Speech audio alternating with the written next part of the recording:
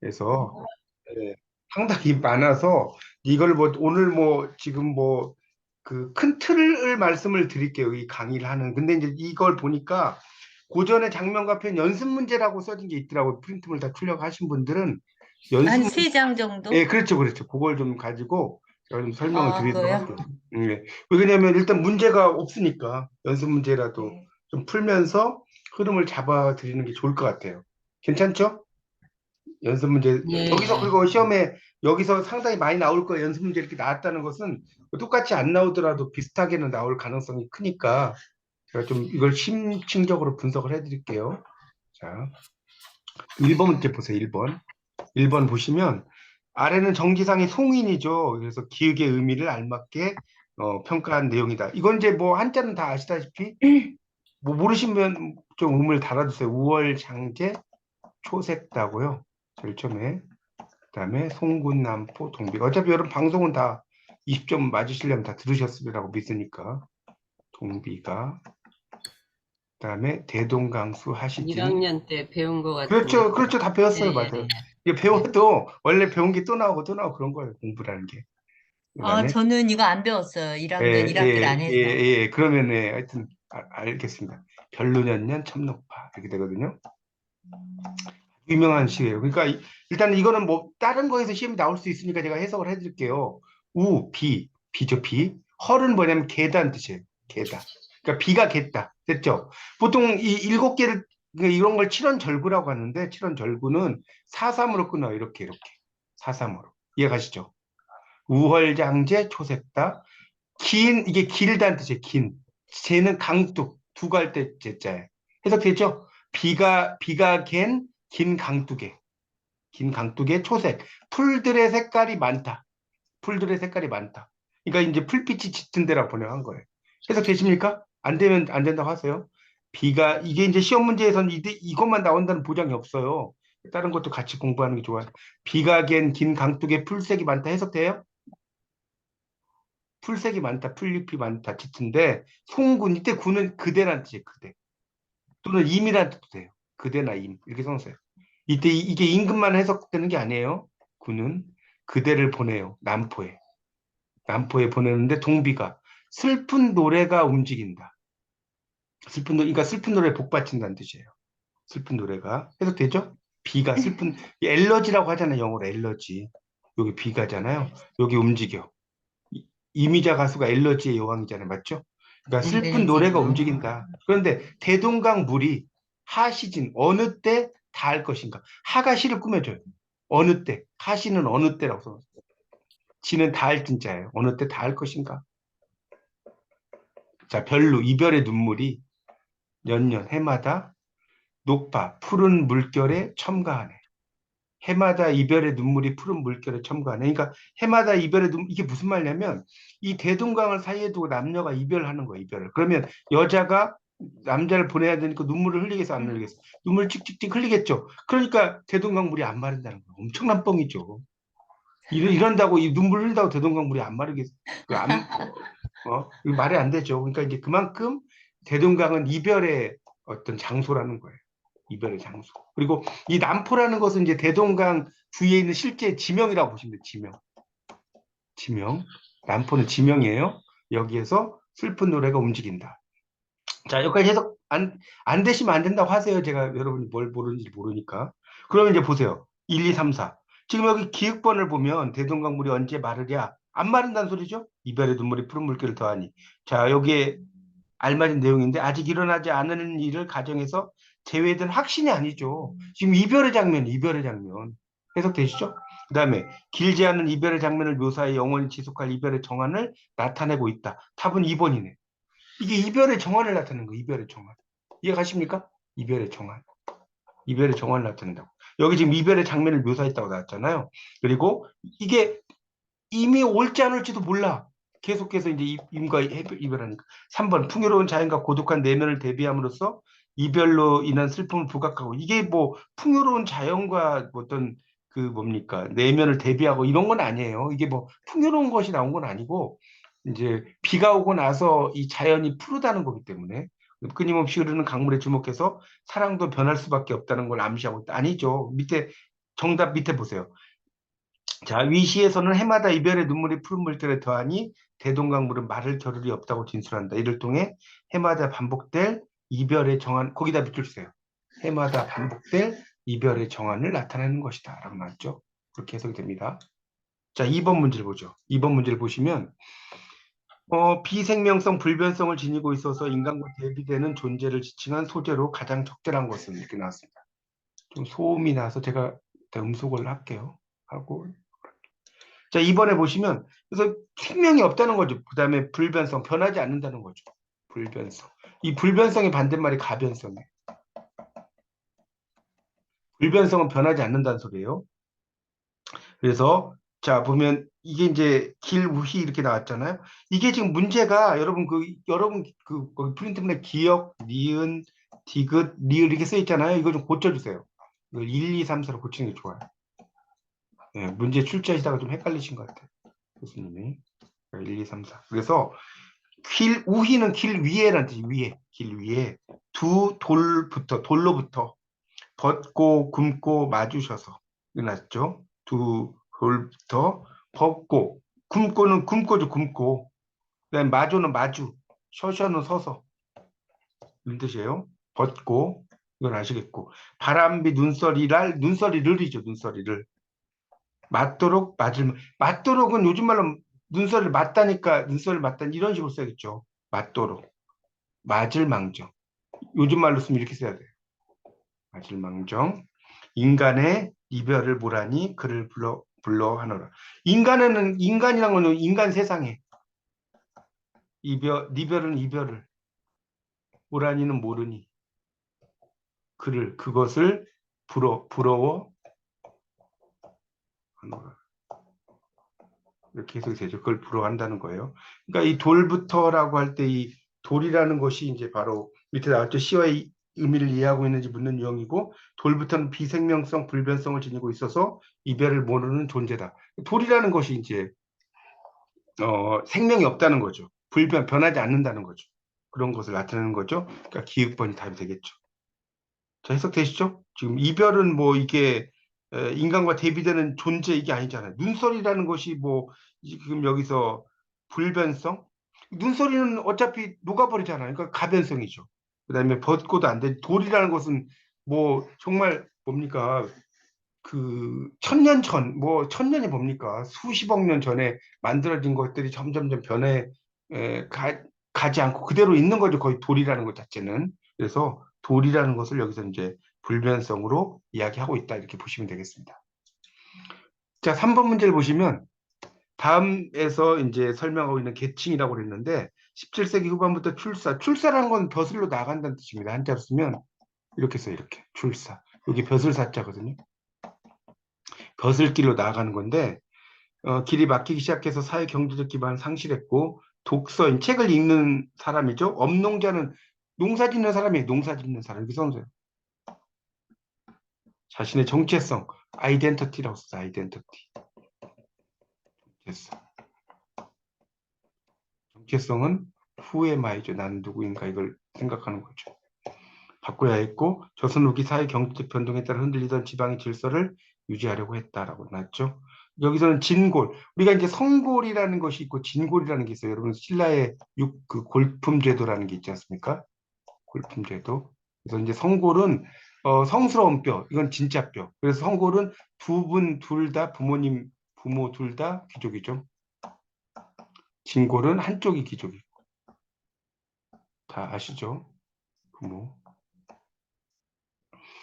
그걸 이야기 서리는 중인이라고 써서 중인, 중간 계급을 말하여 중인. 여항인은 뭐냐면 이 여염의 사람들 이런 뜻이 여염의 사람들, 여항인. 그래서 이 여항 자체가 마을이라는 뜻이에요. 마을을 다른 말로 여항이라고 하는데 이게 뭐냐면 벼슬을 하지 않은 일반 백성. 벼슬을 하지 않은 일반 백성들. 그를 이제 여항인이라고 하고 향촌사족. 이거는 이제 요즘 말로 하면 시골 양반이 시골 양반. 향촌사족이라는 게. 그러면 도시 양반은 뭐라고 하냐? 써놓으세요. 경화사족이라고. 이거는 도시 양반이죠. 이렇게 좀 있어 보이게 쓰는 말입니다. 그 향촌사족과 경화사족이니까 여기 4번이 답이 되겠죠. 자, 그 다음에 4번 문제 볼게요. 여기서 최척전, 이거는 이제 여러분이 3학년 1학기 이제 올라가시면 고전 소설 강독이라는 과목을 배우실 거예요. 강독. 그러면 이제 내년에 거기에서 이제 이 조이안의 최척전이 나옵니다. 근데 간단히 이제 말씀을 드리면 이 최척전은 임진왜란을 배경으로 했고요. 그래서 이제 이거에 대한 이제 평가는 역사 소설이다. 임진왜란이니까 이런 평가가 있고, 또 하나는 이걸 애정 소설이다. 라는 평가가 있고, 또 하나는 이게 이제 불교적인 이야기가 나와요. 불교 소설이다. 불교적인 어떤 그 부처님 뭐 이런 그런 걸 믿는 이야기가 나와요. 그건 나중에 3학년 때 공부하실 거예요. 네, 이렇게 이제 세 가지 주장이 있습니다. 자, 그래서 이제 다시 교재를 보시면 이 채척전에 대한 설명으로 가장 적절한 건데, 채척은 사람 이름이에요. 슬기롭고 적극적인 인물로 그려져 오경과 대비된다. 이랬는데 여기서는 채척보다는 오경이 더 슬기롭게 나와요. 오경이 여자예요, 여자. 어. 여성의 역할이 슬기롭게 틀렸죠. 별다른 사랑 이야기가 없이 비극만을 부각했다. 틀렸죠. 이거는 그 사랑 이야기의 전란 현실을 담아내요. 그러니까 두 사람이 결혼을 하려고 해서 채척과 결혼을 하려고 했는데 임진왜란이 일어나는 거예요. 그래서 이제 전쟁터에 끌려가 채척이. 끌려가서 정말 구사일생으로 살아남아가지고 이제 아내를 찾는데 아내가 사라졌어요. 그래서 아내도 막 여기저기 막 가다가 나중에 배에서 이제 막 장사하고 뭐 이러다가 나중에 이제 어떻게 만났냐면 배를 타고 가다가 양쪽에서 이 채척과 오경이 만나요. 이제 그래서 회고하는 이야기거든요. 두 사람이 오랜만에 배 위에서 만나는 이야기예요. 두 쪽에 두 배에서. 하여튼 자세한 이야기는 여러분이 이제 3학년 때 배우실 거니까 그렇게만 알아두시면 되고, 중국과 일본, 베트남까지 확대한 의의가 있다. 이게 맞죠. 이 채척전은 그 일본, 베트남을 이제 안남이라고 그래. 안남이라고 그 다른 말로 표현합니다. 예. 그러니까 안나라 남쪽이라고 보통 됐는데, 예, 안남이라고 합니다. 그래서 베트남까지 확대한 의의가 있다. 이게 3번이고요. 전쟁으로 흩어진 지 제위하지 못했다가 아니에요. 이게 헤어졌다가 다시 만난다고 그랬죠. 그래서 나중에 이거는 어떻게 끝나냐면 해피엔딩으로 끝나요. 채척전은. 고대 소설 중에 이렇게 해피엔딩으로 끝나는 경우가 많지 않은데 해피엔딩으로 끝나는 작품이다 이렇게 보시면 될 것 같습니다. 자, 5번. 유정원의 비가 엘레지라고 그랬죠. 병자호란때 당한 국치. 이 국치라는 거는 국가의 치욕이라는 뜻입니다. 한자로 하면 나라 국자에 부끄러울 치자에 이렇게 좀 한자로 써주세요. 부끄러울 치. 그러니까 우리가 치라는 것은 귀의 마음이거든요. 내가 막 부끄러우면 귀가 빨개지죠. 귀의 마음. 그래서 이 부끄러울 치예요. 국치라고 하죠. 그러니까 국치라는 것이 이제 그 뭡니까? 그 국가의 이제 치욕이라는 거죠. 그 인조가 막 임금이 머리를 막 조아리잖아요. 그렇죠? 그게 국치잖아요. 그래서 기획에서 리을 중에서 청나라에 대한 비분관계, 비분관계라는 것은 아주 분노라고 보시면 돼요. 비분관계가 어렵다 그러면 분노라고 써서 분노인데, 그래서 청나라와 관련 있는 건 당연히 풍설, 이거는 바람과 눈이에요. 바람과 눈. 섞어친 요즘 말로 부는 뭐 이런 뜻이에요. 날에 문노라 요즘 말로. 북내사자는 뭐냐면 북쪽에서 오는 사신이죠. 이걸 북내사자라고 합니다. 자, 그러니까 답 나오죠. 이 기육번에 북쪽이 청나라가 위에 있잖아요. 우리나라가 이렇게 있으면 위에가 청나라가 있잖아요. 청나라에서 이렇게 온다는 거예요. 조선으로. 그러니까 북내사자잖아요. 그러니까 답은 1번이죠. 자, 그 다음에 넘어가서요. 자, 그 다음에 거기 다음 페이지로 가보세요. 소의 용화는 이건 작은 바다죠. 작은 바다. 작은 바다. 그 다음에 용화는 이거는 용 아니잖아요. 용안. 용안은 이제 원래 그 용안이라는 것은 이제 임금의 얼굴을 이야기하는 거예요. 보통 이제 용안이라고 하면 이제 용용자를 써서 이렇게 쓰기도 하죠. 근데 이제 이렇게 용안이라는 의미도 됩니다. 얼마나 시오신고는 차가우실까 뭐 이 정도로 번역돼 요즘 말로. 고국의 못 죽는, 못 죽나는 못 죽는, 고시는 외로운 신하. 필기하세요, 이렇게. 눈물겨워 하노라. 그러니까 이걸 이제 외로운 신하의 괴로운 눈물을 뭐라고 하냐면 고신원루라고 그래. 고신원루. 원루. 그래서 이게 외로운 신하의 원통한 눈물.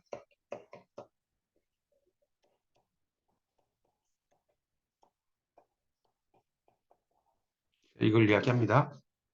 여기서는 당연히 지금 아까 말씀드린 뭐의 문제가 이 청나라와 관련이 있는 건 당연히 뭐겠어요. 그 북내 사자겠죠. 나머지는 청나라와 관련이 없죠. 소의 용화는 임금을 가리키는 거고 치우신 거 이거 임금이 차가운가 이런 이야기고 못 죽는 고시는 외로운 신하를 의미하는 거니까. 자, 그다음 6번 문제 볼까요? 그래서 이제 청나라에 온 사신이다 이거 했고요. 그래서 이 청나라에서 온 사신을 향해 볼모로 잡혀간 소현세자의 안부를 묻고 있는 작품이다. 그러니까 여기서 이제 소의 용화는 원래 임금 이런 의미로 쓰이기도 하는데 여기에서는 이제 소현세자를 이제 그 의미한다는 거죠. 그렇게 이제 정리할 수 있겠고요. 6번 문제에서는 아래에 설명하고 있는 거 볼까요? 한문으로 기록된 비교적 짤막한 길이의 잡다한 이야기다. 어우야담. 여기 야담, 어우야담에서 야담에 동그라미 쳤어요. 야담, 동그라미. 이후로 본격화한 장르다. 사대부 계층에 의해 기록되었으나 민간에서 떠도는 이야기다. 자, 이건 문제의 답 있잖아요. 여기 아담이. 이 아담이 나온 곳은 3번이죠. 아주 쉬운 문제죠. 1번의 악장은 뭐냐면 악장은 조선이 이제 건국을 해서 조선의 어떤 그 정당성 이런 것을 이야기한 게 이 악장이죠. 그러니까 조선시대에 있다가 떨어지니까 떴다방이는 일종 잠깐 있다 사라지는 떴다방이고 악장입니다. 그 축포, 그러니까 뭐 정치를 이야기하고 뭐 이런 게 악장이고 서발이라는 것은 서문이에요, 서문. 글을 쓸 때 서문에 어떻게 쓰는 것이고 묘지명은 묘지에다가 쓴 기록이죠. 묘지명. 여러분이 그 뭡니까? 그 글과 생각 1학년 1학기 때 이제 배우실 때도 이 묘지명이 있었잖아요. 묘지명. 그렇죠? 그 묘지 이 사람이 어떤 사람이고 어떤 사람이고 막 이런 거 써는 게 묘지명이라고 있지 않았습니까? 그걸 이제 이야기합니다. 그러니까 묘지명이라고 하는 것은 여러분이 글과 생각에서 아마 기억이 나실지 모르겠는데 유수묘지명 이런 게 있었어요. 유수묘지명.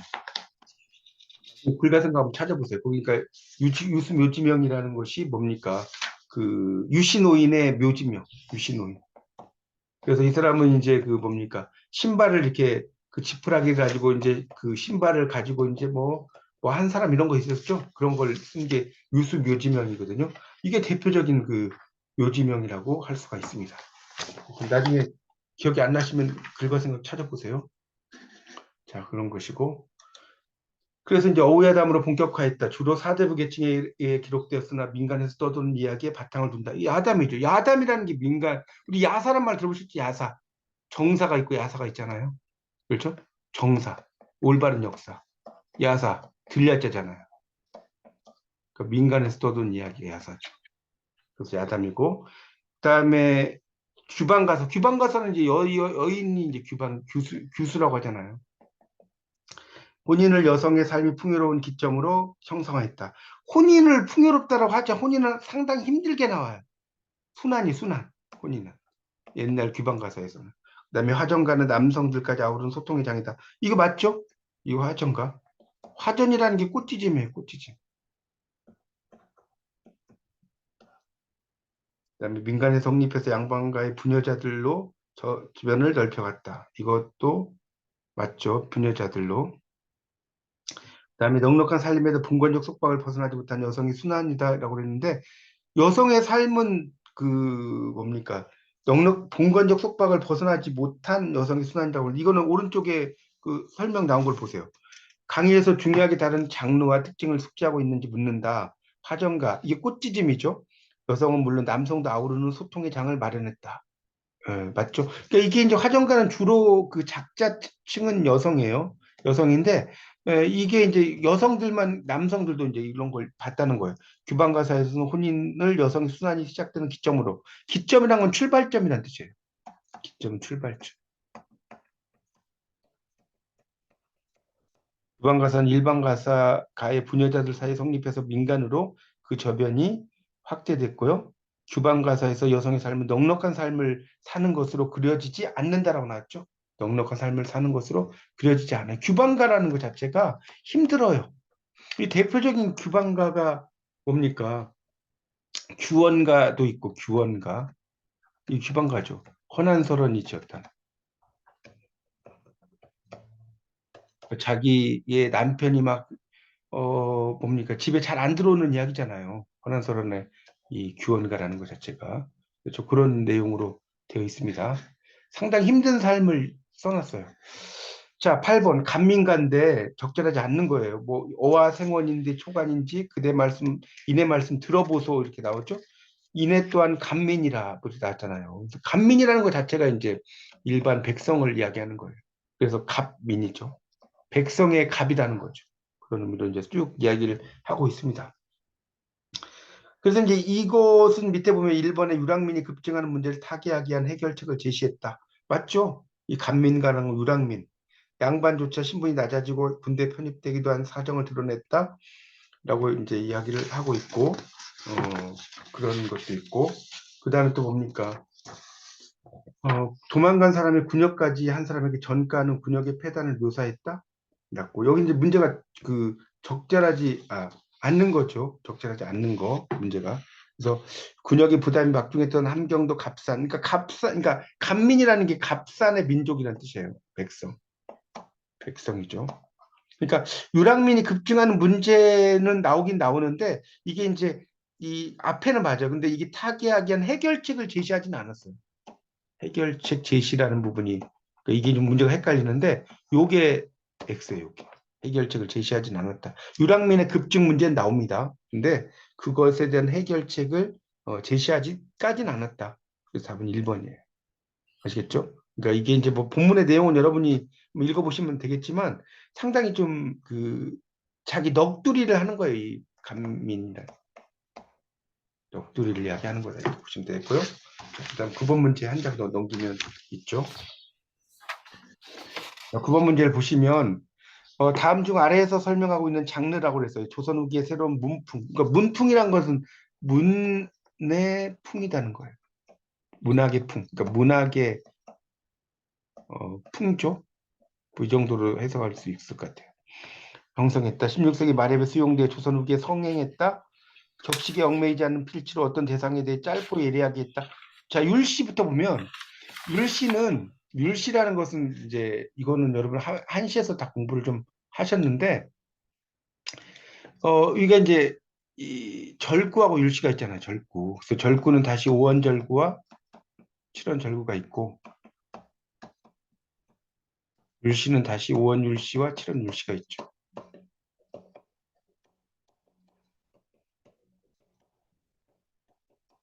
그래서 이 절구, 오원절구는 이제 5개씩 이렇게 되는 거죠. 이게 이제 20개. 그래서 오원절구, 칠원절구는 7개씩 이렇게 가는 거고, 오원율시는 이게 5개가 세트가 되는 거예요. 이렇게 5개, 5개. 모르시면 적어놓으세요. 이렇게 5개, 5개, 또 5개, 5개, 또 5개. 이걸 율시라고. 그러니까 절구란 건 뭐냐면 율시의 절반이다. 율시의 절반이잖아요. 이게 하프잖아요. 이게 여기 지금 10개인데 이 10개가 5개씩 됐잖아요. 여기도 10개인데 5개 됐죠. 여기도 10개인데 5개가 됐고 여기도 10개인데 5개가 됐고 자, 이걸 절구라고 합니다. 그리고 전설은 말 그대로 뭐 증거물 있죠. 증거물이라고 써세요. 뭡니까? 803 갓바위에 얽힌 전설입니다. 이런 거 있죠. 그다음에 변려문은 이거는 네 글자, 6글자의 살육 변려문이라고 하는데 이 변려문이란 말이 좀 어려운데 좀 설명드릴게요. 변이라는 것은 이게 이제 두 마리의 말이 세트가 되는 거예요. 이게 말이라고 봅시다. 여기 말. 그러니까 네 마리죠, 네 마리. 두 마리씩 이렇게 두 마리씩 있어요. 마차에 마차. 연은 뭐냐면 연은 마차를 끄는 두 사람의 사람이에요. 이게 사람이 사람. 이게 마차라고 생각해 보세요. 이 마차를 끄는 두 사람. 그러니까 앞에는 네 글자로 갔다가 뒤에는 이 4 플러스 2니까 6이죠. 네 글자와 6글자가 쫙 나오는 거예요. 여러분 관계토 대항비라고 써보실래요? 이 관계토대양비가 이게 사륙 변형문으로 돼 있어요. 네 글자로 돼 있다가 여러분이 그 뭡니까 국문학의 역사에 보면 그 관계토대양비가 앞에 나오는데 이게 네 글자, 여섯 글자로 돼 있어서 이걸 사륙 변형문이라고 이야기하는 겁니다. 이해하시고 넘어가겠습니다. 그래서 이제 소품이 답이죠, 3번에. 그래서 이 소품은 이제 영어로 small pieces라고 합니다. 우리말로 이제 작은 조각들이죠. 그래서 소품이라고 하는 것은 이제 어떤 그 사소한 이야기들을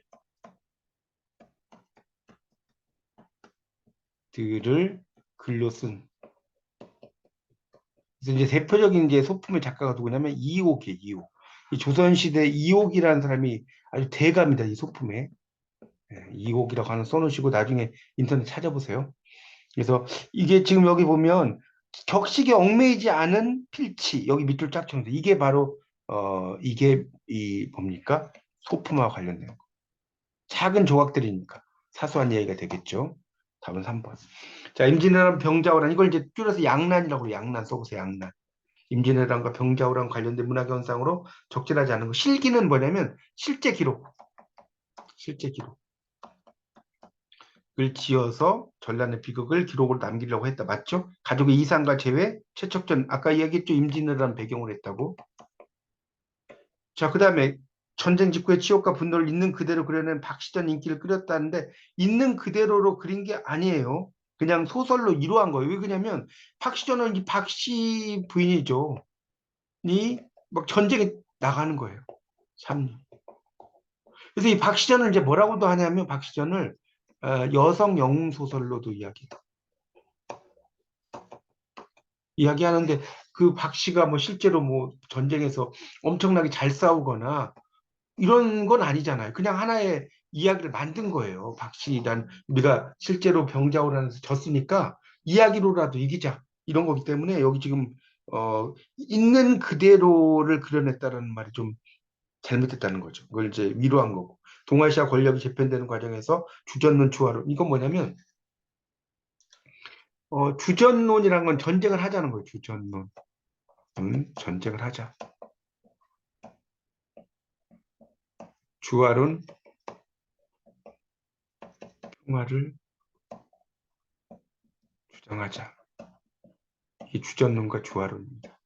이렇게 이해하시면 됩니다. 네, 그래서 답은 3번이죠. 있는 그대로 그려낸 이 밑줄 쫙 치고 X라고 쓰시고 자 11번. 여러 작품 가운데 이제 설명으로 그 알맞은 것을 그런지 한번 볼까요? 여기서는 여기 지금 이제 미상이라고 나왔잖아요. 거기 11번 오른쪽 미상 보세요. 미상이란 거는 작자 미상이라는 거예요. 작자 미상. 이걸 이제 옛날에는 뭐라고 되냐면 무명시라고 썼어요. 무명시. 이름을 모른다. 그러면 이제 이게 딱 보니까 무슨 시조다? 사설시조다. 사설시조는 마지막 글자만 여기 모철하라고 한번 동그라미 쳐볼까요? 그 오른쪽 페이지 세 번째 줄 모철하 동그라미. 이게 이제 종장 척구잖아요. 척구가 세 글자죠. 그러면 되는 거죠. 그래서 이 사설시조가 결국 뭐냐? 시조를 붕괴하게 만든 계기가 돼요. 요즘 시조가 시조 같지가 않다는 거예요. 그러니까 우리가 시조하면 3434, 여러분 아시죠? 3434, 3543이잖아요. 이런 구조를 없애버린 거죠. 이게 바로 사설 시조다라고 이해하시면 되겠습니다. 자, 그럼 이제 해석을 좀 해보겠습니다. 자, 거기 이제 보면 님이 오마 학원을 그러니까 이미 내가 사랑하는 님이죠. 오마 온다고 했어요. 저녁밥을 일 지어 먹고 저녁밥을 이제 일찍 지어 먹었다는 뜻이겠죠. 요즘 말 하면 중문 나서 대문 나가 지방 우희는 위에 그다음에 치다라 앉아 요즘은 치다라겠죠. 앉아서 그런 얘기고요. 그다음에 이수는 손으로 그다음에 그 가액하고 이 가는 더할 가 쪽고 이 액자는 이마 액자 이 이마 액자예요. 이 가는 더할 가자고 그러니까 이제 뭐냐면 손으로 이렇게 이마를 이렇게 좀 이렇게 뭐 단장을 하거나 이렇게 했겠죠. 그래서 오는가 가는가 건넌산 바라보니 거머 횃들 서 있거늘 저야 님이로다 이렇게 났죠. 그러니까 거기에 이제 뭔가 서 있는데 그래서 보선 벗어 그러니까 버선이죠 버선을 벗어가지고 이제 품에 품고 신벗어 버선은 벗어죠 벗어 손에 쥐고 곰비 님비 곰비란 건 뭐냐면 앞에 뒤에 전방 지방 지방 천방 여러분 이게 뭡니까 송골매 가수가 부른 노래 중에 난 세상 모르고 살았노라 거기에 이제 이런 대사가 나와요.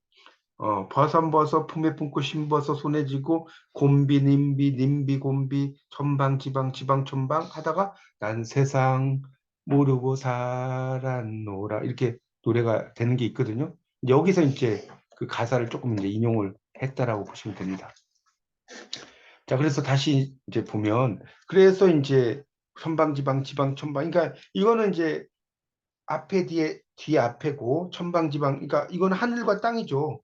그래서 지방 천방 진대 모란디 가리지 말고 진대 마란디 그러니까 요즘 말하면 진곳 마른 곳 이런 뜻이겠죠. 이게 진대라는 것은 이게 이제 진이라는 뜻이 질퍽하다 마른 곳 우리 진자리 마른 자리 이런 말 하잖아요. 가라니시며 어버이 노래 보면 가리지는 가리지 말고 그다음에 우렁충청 건너가서 정옛말 하려 하고 견눈을 흘낏 보니 내가 이제 감정의 말을 하려고 하고 상년 7월 사흔 날 갈까 벗긴 주추리 3대 살다리도 날 속였다. 살다리 날 속였다는 것은 날 속였다 이런 뜻이겠죠.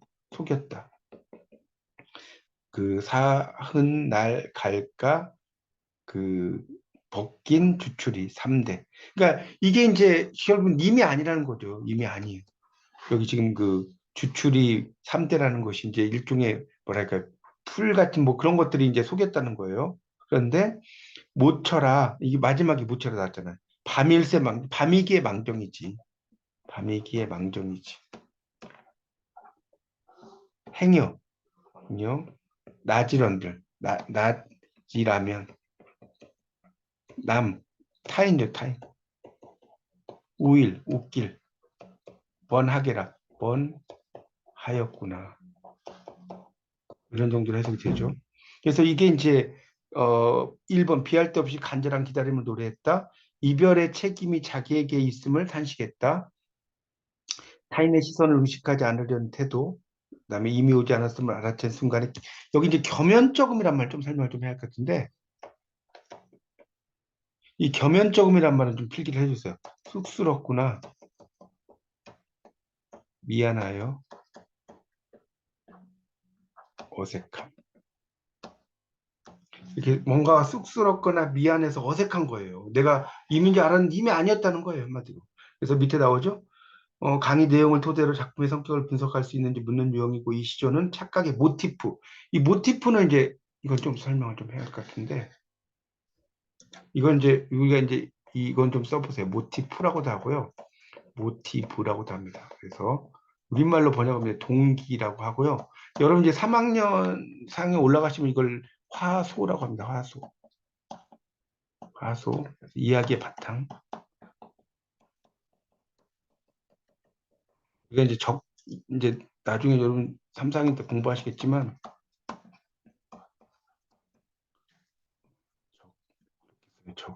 그다음 내릴 강자 적강화소라는 게 있어요. 적강화소.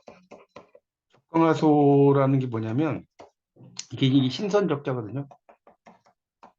선녀 적자인데 이게 이제 강자는 내릴 강자죠. 선녀가 내려와는 것이 이야기가 바탕이에요. 그러니까 선녀 나무꾼 이런 게 적강화소예요. 대표적인. 그다음에 이제 뭡니까 유배원 이야기 있죠. 그런 유배와, 그러니까 옛날 사람들 유배를 간 것이 나는 유배에 온 게 아니라 하늘나라 신선인데 글자 한자 잘못 읽어서 인간 세상을 내려왔다고 생각하거든요. 그런 것이 이제 우리가 적강하소라는 말을 씁니다. 그게 이제 화소 이야기의 바탕, 모티프. 자, 그래서 다시 보세요. 네, 이제 그런 의미로 쓰입니다. 그러니까 이제 이 시조는 착각의 모티프, 동기의 동기, 착각의 동기를 활용해서 이미 오지 않았음을 알아챈 순간에 겸연쩍음을 드러낸 작품이다. 그러니까 이 겸연쩍음이라는 것은 다시 말씀드리지만 쑥스럽거나 미안해서 어색하다는 거, 이걸 이제 겸연쩍음이라고 이야기하죠. 그래서 지금 1번부터 제가 이제 11번까지 쭉 그 중요한 내용들을 한번 정리를 해봤고요.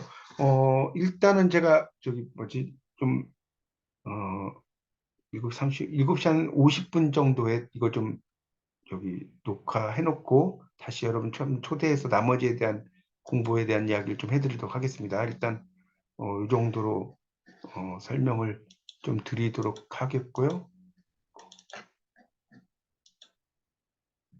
그러면 예, 이렇게 하고 좀 이따가 다시 한번 초대를 좀 하겠습니다.